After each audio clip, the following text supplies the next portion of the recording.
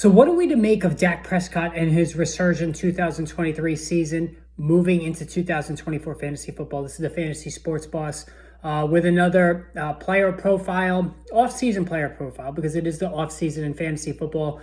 And I wanted to talk about Dak Prescott today because obviously, given this the fact that the Cowboys absolutely choked on it, laid an egg, whatever you want to attribute or whatever negative label you want to attach to them, losing to the Green Bay Packers at home. And really what was a disgraceful performance. And Prescott, of course, didn't play well, threw 2 interceptions. I know he threw 3 touchdown passes, but it was a lot of just window garbage time dressing for him there. But I wanted to take a look at the season as a whole that he had and take a look at what we should expect of him going into the 2024 fantasy football season. Now, if you're new to the channel, hit that subscribe button and the notification button. Already starting, like I said, on the off-season stuff. So there's going to be daily player analyzer profile videos for the duration of the off-season, plus NFL draft stuff, free agency, coaching, hire. I mean, you name it. Anything that has an impact on fantasy football, we're going to cover it here. Now, as far as Dak Prescott is concerned, so let's, as we always do with these videos, go right to the beginning of the season, trip down memory lane.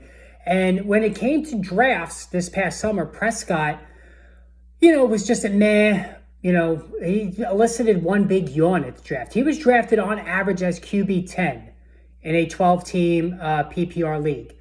And, anybody who drafted him at that spot, either, like I said, they yawned out of boredom because drafting Prescott was not exciting this past summer.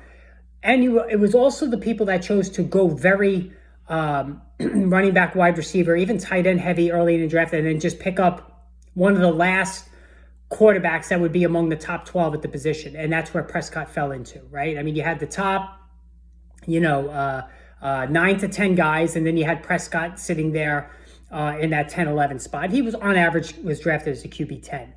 Now, the first 5 weeks of the season, Prescott and the offense as a whole did not play well. Like, it was run-centric, as we thought it would be with Mike McCarthy, because Mike McCarthy's MO, going back to his Green Bay days and even with his early Dallas years, is to be a run-centric offense. I mean, last year it worked great with Tony Pollard and Ezekiel Elliott, and that's why Prescott wasn't heavily sought after in drafts this year.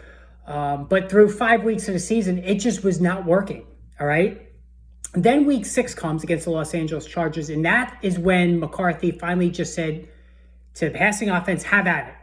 Let's open this up. And really, from that point forward, through the remainder of the regular season, Dak Prescott and the entire Dallas offense, minus Tony Pollard, of course, was unbelievable. I mean, we all know CeeDee Lamb had just an unfathomably unbelievable finish. Jake Ferguson really emerged, especially in the second half. Key red zone target. Brandon Cooks had his moments. And Dak Prescott absolutely went nuclear. All right? So in the final 11 games of the season, through week 17, because we always do this through week 17, Prescott put forth 6 games of 25-plus fantasy points out of those 11 games. All right? With, I believe, 3 of them over 30. And one or two over 40. I don't have it in front of me. But he was unbelievable. And the passing offense led the way. And every week, Prescott was putting up insane numbers. So those who drafted him at QB 10 had a winning combination on their hands in fantasy football. By the end of the season, Prescott had one of his best seasons ever. 36 touchdown passes, only 9 interceptions. 4,516 yards. Like, just superb numbers. As good as you can get in fantasy. He even upped the rushing too. Like, when Prescott first came into the league, he was considered a decent runner. He would go for 300, 400 plus yards. Last couple of seasons, did very little running. And maybe you could trace that to the broken ankle. We don't know. But he upped that to 242 on the ground and 2 more touchdowns. So 38 total touchdowns from your QB 10. Massive profit, massive payoff for Dak Prescott. No matter what you feel about him and his team, he was at one of the best values of the season. But of course, then the playoffs happened. And Prescott, going into his last year of his contract for 2024.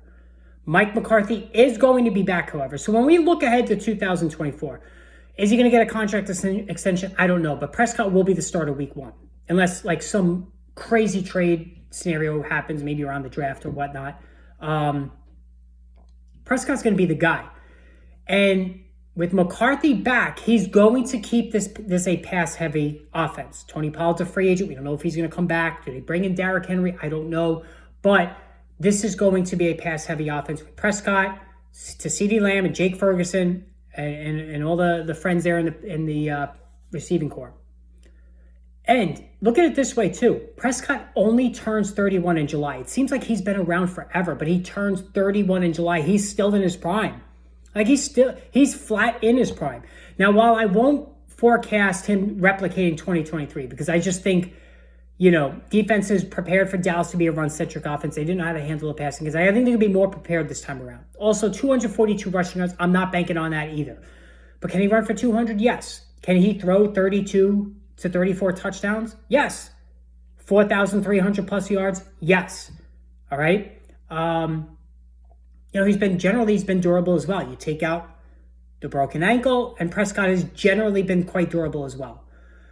Now, you're paying the freight on his QB. But I didn't even mention, he wound up finishing QB4. All right, so again, you paid QB10 price, he finished QB4. You're going to pay the cost now. That being said, I still think he's going, at best, will be QB7, QB8, because you got the big four, Jackson Hurts, Mahomes, Allen, and then Burrow, really 5. Justin Fields is probably going to be QB6. So and Justin Herbert, I think, will be QB7. The earliest you're going to see Prescott going is probably QB8. And I actually think he might be again in that QB 9, 10, 11, 12 range. Not a 12, maybe not 12, but 9, 10. So almost at the same spot he was in last year. So if you really break it down, and I said you're paying the freight. As I'm doing this video, I'm kind of talking myself out of that. Because again, the big four, then Burrow and Herbert, and Fields, that's 7 guys right there. So Prescott at best would be QB8. So listen, this offense has a lot of weapons. Prescott's 31. They're going to lean on the passing game again. That's what really let this team take off last season. If you can get him at QB 9, 10, you got to do it. I don't like owning Dak Prescott because I'm a Giants fan, but if I don't get one of the big 4, and I'm not including Joe Burrow, there's no big 5, then I might be forced. I might look Prescott's way, not even be forced, might look his way at QB 9 and 10, because I think the payoff there could be significant again. And especially if you get CeeDee Lamb in the first round and you can link him up with Prescott, that's an affordable stack. I think I would do it. Let me know what you guys think. Post in the comments section, as I always ask you to do. Hit that subscribe button, the notification button as well. More videos on the way. We will chat soon.